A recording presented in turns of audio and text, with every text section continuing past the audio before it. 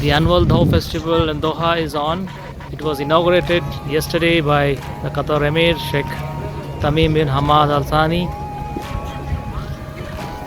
The exhibitors have come from the neighboring Oman, Kuwait, and even from the Zanzibar Islands.